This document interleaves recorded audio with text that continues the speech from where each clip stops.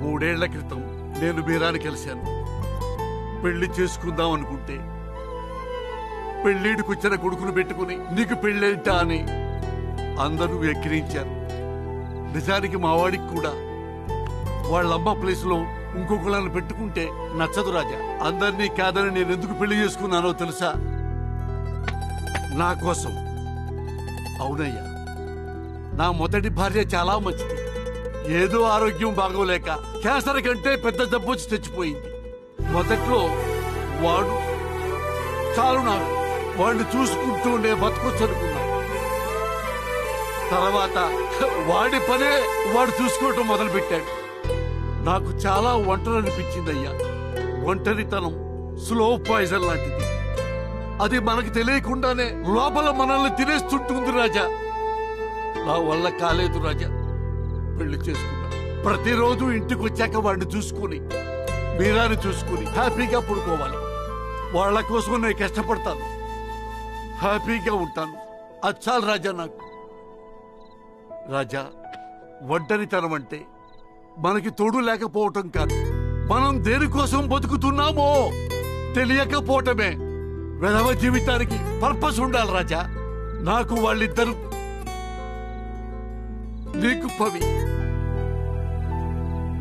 పెళ్లి పిల్లలు లేకపోతే ఇంక లైఫ్ లో ఏముంటుంది రాజా? తెల్ల రవ్వ ఉప్మా తిన్నట్టుంటుంది. బోరింగ్ బ్రతుకు రాజా. అప్ అండ్ డౌన్స్ ఉండాలయ్యా, అప్పుడే లైఫ్ చాలా బాగుంటుంది. రెండో పెళ్లి ఎలా వర్కౌట్ అవుతుంది అన్నావు కదా, అది వర్కౌట్ అవ్వదు.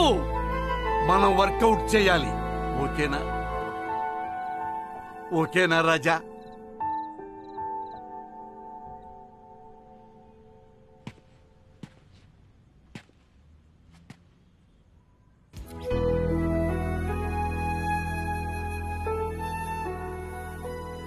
విక్రమ్, ఒకరోజు కలిసి సారీ చెప్పాడు. నన్ను మళ్ళీ ఇబ్బంది పెట్టనని చెప్పాడు. Changed behaviour is the best apology కదా.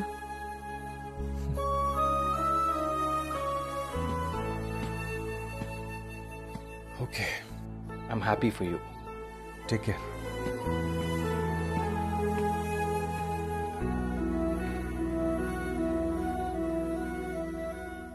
జాగ్రత్తగా చూసుకోరా. ఓకే అన్నా.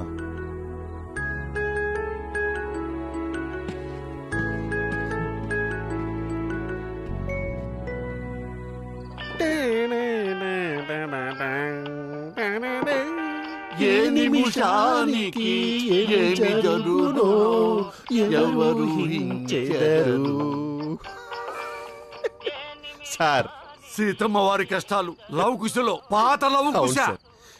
నిజంగా సార్, ఒక మనిషి అన్నవాడు డివోర్స్ అయిన తర్వాత లవ్ చేసుకుని పెళ్లి చేసుకుని సెటిల్ అయిపోతాడు. మనోడు మాత్రము డివోర్స్ అయిన తర్వాత లవ్ చేసుకుని బ్రేకప్ చేసుకున్నాడు. He's bloody interstellar sir, reverse time traveller. ఇది దాయం జాలే కానీ పద.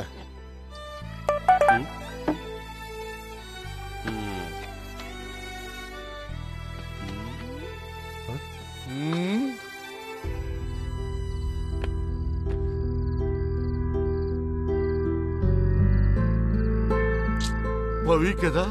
అవును సార్. ఫైనల్ గా బాంబు డిఫ్యూజ్ అయిపోయింది.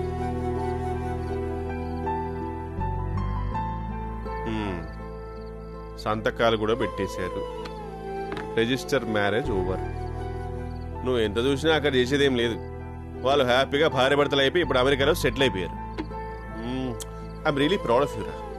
దేనికి కిషోర్? సార్, మీకు తెలుసా వీడికి నిషాకి డివోర్స్ అయింది? తెలుసు.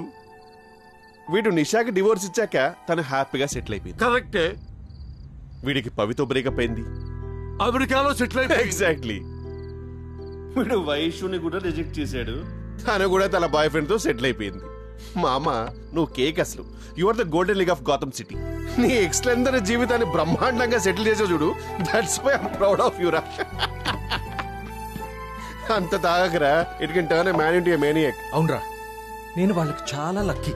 నా మూలంగా వాళ్ళ ముగ్గురు లైఫ్ లో సెటిల్ అయిపోయినాయి. ఓకేనా? సరదాగా అన్నాళ్లే రాజా. రిలాక్స్. రిలాక్స్ అవుతాను రావు గారు, ఫుల్ లైఫ్ రిలాక్స్ అవుతాను. బిజీగా ఉండటానికి ఇంకేముంది చెప్పండి. ఫీల్ అవ్వకు విక్రమ్, ఫీల్ అవ్వాలి రావు గారు. చూడండి, ఫస్ట్ నిషాతో పెళ్ళైంది, మా ఇద్దరికి వర్కౌట్ అవ్వక డివోర్స్ తీసుకున్నాం. అక్కడి నుంచి మొదలైంది. పాపం పెళ్ళాం వదిలేసిందని, సెకండ్ హ్యాండ్ అని ఒకటే సింపతి. ప్రతివాడు వాళ్ళ జీవితాల్లో ఏదో అద్భుతాలు సాధిస్తున్నట్టు, నాకేమో ఏదో అయిపోతున్నట్టు. పైగా ఉచిత సలహాలు. నేను కూడా భూతద్దం పెట్టి చూస్తే వాళ్ళ జీవితాల్లో బూతులే కనపడతాయి. ఇలాంటి దరిద్రాల మధ్య ఒక చిన్న హోప్లా పవి నా జీవితంలో వచ్చింది సార్. తనకి ఏమని చెప్తే అర్థం అవుతుందిరా తనని నిజంగా నేను ప్రేమిస్తున్నానని.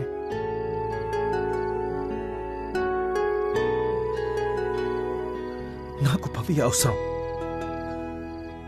సార్. పవి లేకపోతే నేను బ్రతకలేనని చెప్పట్లేదు సార్, కానీ పవి ఉంటే నా జీవితం బాగుంటుంది, నాకు నచ్చినట్టు ఉంటుంది, తన కోసం ఏమైనా చేయాలనిపిస్తుంది. అంత ప్రేమిస్తున్నాను సార్ తన్ని. అయినా ఎంత ప్రేమిస్తే తనకేంటి సార్? పవికి తెలియదు కదా నేను మారానని, తనకి నచ్చినట్టు ఉన్నానని. రేయ్, అవును రావు గారు, నాకు పవి కావాలి సార్, పిల్లలు కావాలి సార్, ఒక ఫ్యామిలీ కావాలి.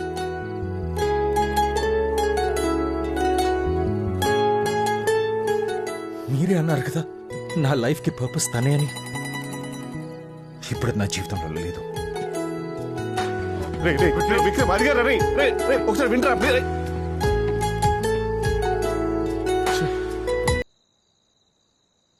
నీ పెళ్ళి ఒక డ్రామానా?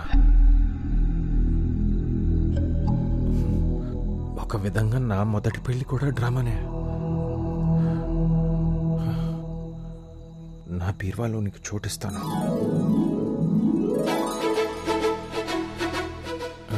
అంటే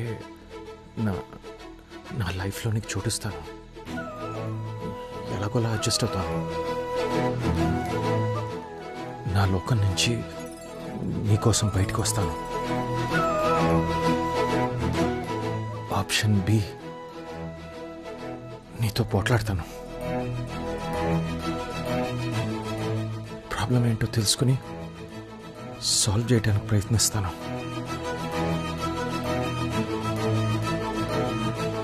ఆప్షన్ ఏ, బ్యాంకాక్ ట్రిప్ కూడా క్యాన్సిల్ చేసుకుంటాను, ఫ్యామిలీతో ఉంటాను.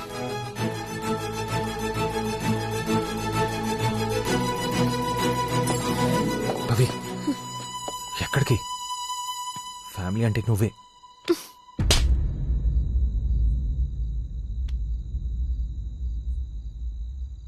I deserve that.